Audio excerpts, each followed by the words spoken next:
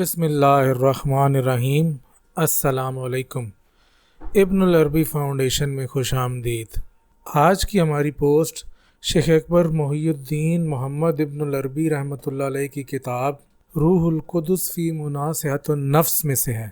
آج کی اس پوسٹ میں ہم دیکھیں گے کہ شیخ اکبر کا فقہاء کے بارے میں کیا عقیدہ اور کیا رائے ہے۔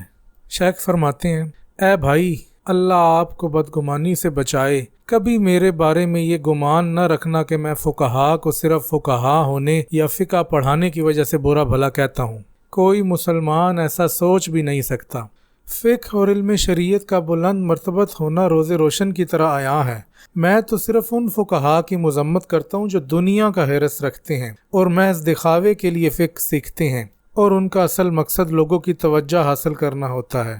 ایسا شخص بحث و مباحثے میں ہی پڑا رہتا ہے اور اپنی توانائیاں اللہ کا تقوی رکھنے والی نیک ہستیوں جنہیں اس نے علم لدنی عطا کیا کے رد میں صرف کرتا ہے۔ ایسے فقہاء اس علم میں ان کا رد و قد کرتے ہیں جس علم کا انہیں ذرا علم نہیں۔ نہ یہ اس علم کے اصولوں سے واقف ہیں اور نہ اللہ والوں میں رائج اصطلاحات میں سے کسی ایک اصطلاح کے بارے میں جانتے ہیں۔ اگر ان سے کسی ایک اصطلاح کا بھی پوچھ لیا جائے تو اس کا مطلب نہیں بتا سکتے۔ اسی سے ان کی جہالت عیاں ہے۔ شیخ اکبر فرماتے ہیں، کاش ایسے لوگوں نے اللہ کے اس قول میں ہی غور کیا ہوتا۔ دیکھو، ایسی بات میں تو تم نے جھگڑا کیا ہی تھا جس کا تمہیں کچھ علم تھا، مگر ایسی بات میں کیوں جھگڑتے ہو جس کا تمہیں کچھ علم بھی نہیں؟ سورہ آل عمران کی آیت نمبر 66۔ شیخ فرماتے ہیں، اسی طرح جب میں نے اپنی اس کتاب میں صوفیاء کو برا بھلا کہا تو اس سے مراد وہ سچے فقیر نہیں، بلکہ میری مراد وہ لوگ ہیں جو لوگوں کے سامنے سچے فقراء کا لبادہ اوڑھ کے آتے ہیں، لیکن اللہ کے ساتھ ان کا باطن اس کے برخلاف ہوتا ہے۔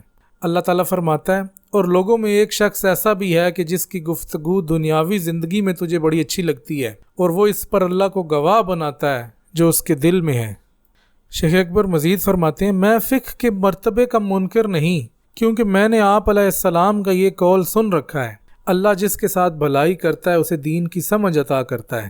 لیکن اس قسم کے جعلی فقہاء اپنے نفوس اور شہوات کے تابع ہوتے ہیں، شیطان ان پر قابض ہوتا ہے، انہی کے ہاتھوں اہل اللہ کو تکلیف پہنچتی ہے، انہی کی گواہیوں سے اللہ والوں کی ہلاکتیں ہوتی ہیں، جیسا کہ اس کتاب کے آخر میں بھی آئے گا۔ تو میں ان کے خلاف ہوں۔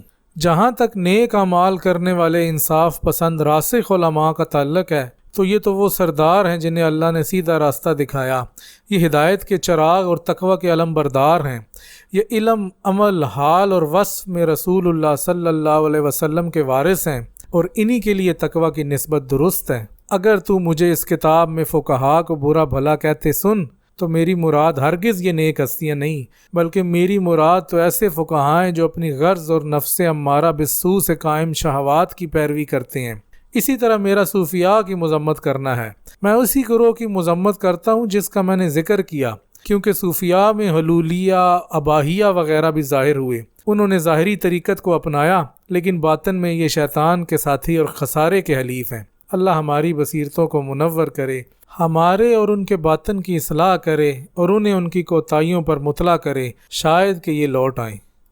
اس تمہید کے بعد شیخ اکبر نے ایک فقیہ ابو الحسن کا ایک واقعہ بھی ذکر کیا ہے۔ فرماتے ہیں، یہ شخص جب بھی مجھے ملتا تو ان بزرگوں کی صحبت پر مجھے لعن طعن کرتا، کہتا، تیرے جیسا شخص کب ان کی صحبت اختیار کرتا ہے، یعنی کب فقراء کی صحبت اختیار کرتا ہے؟ تو شیخ فرماتے، میں اس سے کہتا، واقعی مجھ جیسا تو ان کے خادم بننے کا بھی اہل نہیں، کیونکہ یہ تو سردار لوگ ہیں۔ یہ ظاہری فقیہ میری طرف اس لیے بھی کھینچا چلا آتا کیونکہ میں نے بھی وہ کچھ پڑھ رکھا تھا جو وہ جانتا تھا، میری طرف اس لیے نہیں آتا تھا کہ میں فقراء سے محبت رکھتا تھا۔ پھر شیخ فرماتے ہیں، میں نے اللہ کی خاطر اس سے میل جول ہی ختم کر دیا، اور آج ولایت کے بارے میں اس کا عقیدہ بھی وہی ہے جو دیگر فقہاء کا عقیدہ ہے، اور وہ عقیدہ یہ ہے کہ ولایت تو ایک معقول اور متوہم چیز ہے، اور صاحب ولایت کا تعین ناممکن ہے۔ شیخ فرماتے ہیں، اللہ کا شکر ہے کہ میں شروع سے لے کر اب تک ان جھگڑالو فقہاء سے معزز فقراء کے حق کا دفاع کرتے آیا ہوں، اور اسی حمیت اور حمایت کی برکت سے مجھ پر معاملہ کھلا۔ جو کوئی ان بزرگ ہستیوں کو متعین کر کے ان کو برا بھلا کہتا ہے یا پھر غائب کا اطلاق حاضر پر کرتا ہے تو اس کی جہالت میں کوئی شبہ نہیں، ایسا شخص کبھی فلاح نہیں پا سکتا۔ اللہ بھی ایسے شخص کو عالم کے نقائص پر ہی مطلع کرتا ہے، اس کے فضائل پر نہیں، تاکہ وہ غائب پر حاضر کا قیاس کرے اور ایسا کرنے سے اللہ کے ہاں بدبخت قرار پائے۔ آج کی اس پوسٹ میں ہم نے دیکھا کہ شیخ اکبر نے فقہا کے بارے میں اپنا عقیدہ بالکل واضح کر دیا۔